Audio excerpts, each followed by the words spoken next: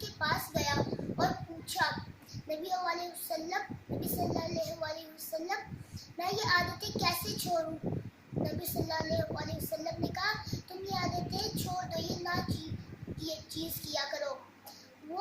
وہ لڑکا کہتا میں چھوڑ ہی نہیں سکتا، میرے میں اتنی برائیاں پیدا ہو گئی ہے کہ میں کوئی بھی چیز اترنے کا نام ہی نہیں لے رہی۔ پھر نبی صلی اللہ علیہ وسلم نے کہا تم بس ایک جھوٹ چھوڑ دو۔ اگلے دن وہ کسی کے گھر میں چوری کرنے گیا۔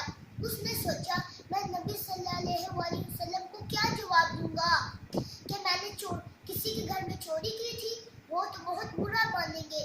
اس نے پھر کبھی چوری نہیں کی۔ اگلے دن وہ کسی کو مارنے گیا اور اس نے سوچا میں حضرت صلی اللہ علیہ وسلم کو کیا جواب دوں گا کہ میں نے کسی کو مارا تھا، ان کو تو بہت برا لگے گا۔ اس نے لڑائی کرنا بھی چھوڑ دیا۔ اس سے تھوڑی دیر بعد وہ گھر گیا، ماں باپ سے بدتمیزی کرنے لگا۔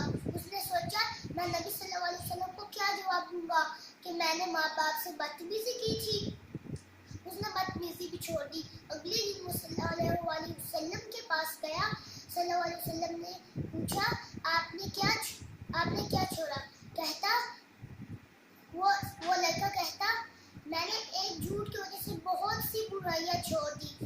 دیکھا میرے ساتھیوں، ایک چھوٹا سا جھوٹ نہ بولنے سے اتنی ساری برائیاں ختم ہو گئی۔ میں اللہ تعالیٰ سے دعا کرتا ہوں ہمیں برائیاں چھوڑنے اور نیک